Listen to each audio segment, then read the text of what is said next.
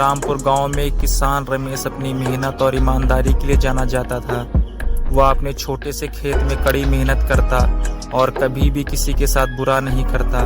वह हमेशा दूसरों की मदद करने में विश्वास रखता और कहता, कर्म हमारा धर्म है और इसका फल हमें भगवान से मिलेगा। एक दिन गांव में एक नया व्यक्ति विजय आया। विजय शहर से आया था और उसने गांव में खेती करने का सोचा।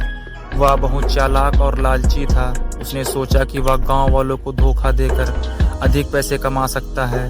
विजय ने गांव में कई किसानों से उनकी जमीन सस्ते में खरीद ली। जब किसानों ने मना किया तो विजय ने उन्हें डराया और धमकाया।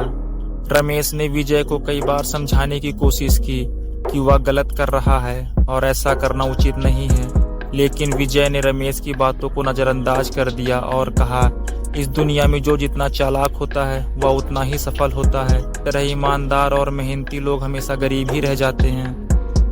विजय ने किसानों की जमीनें लेकर उसमें खेती करनी शुरू कर दी।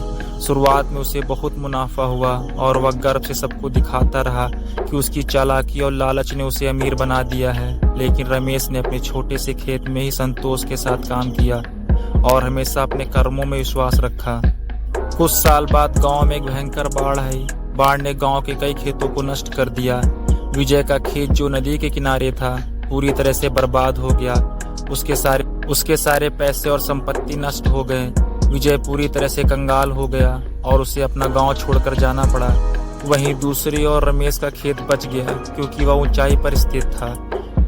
बाढ़ से बचे हुए अनाज को गांव वालों में बांट दिया। रमेश ने बिना किसी स्वार्थ के सबकी मदद की और गांव में उसकी प्रतिष्ठा और भी बढ़ गई। विजय को अब एहसास हुआ कि उसने दूसरों के साथ गलत किया और इसका फल उसे बुरा ही मिला। उसे समझ में आ गया कि लालच और चालाकी से कुछ समय के लिए फायदा हो सकता है, लेकिन अंततः कर्मों का फल हमें अवश्य मिलता है। रमेश का जीवन यह साबित करता है कि मेहनत और ईमानदारी से किया गया कार्य कभी व्यर्थ नहीं जाता और इसका फल हमें सही समय पर जरूर मिलता है। इस कहानी से हमें यह सीखने को मिलता है कि हमें हमेशा अच्छे कर्म करने चाहिए और दूसरों के साथ सही व्यवहार करना चाहिए, क्योंकि कर्मों का फल हमें अवश्य मिलता है। अगर आपको हमारी यह कहानी पसंद आई तो आप हमें कमेंट बॉक्स में बता सकते हैं और हमारे चैनल को सब्सक्राइब करें, इस वीडियो को लाइक करें। मैं आपसे जल्द मिलता हूँ एक और नए किस्से के साथ। तब तक के लिए धन्यवाद।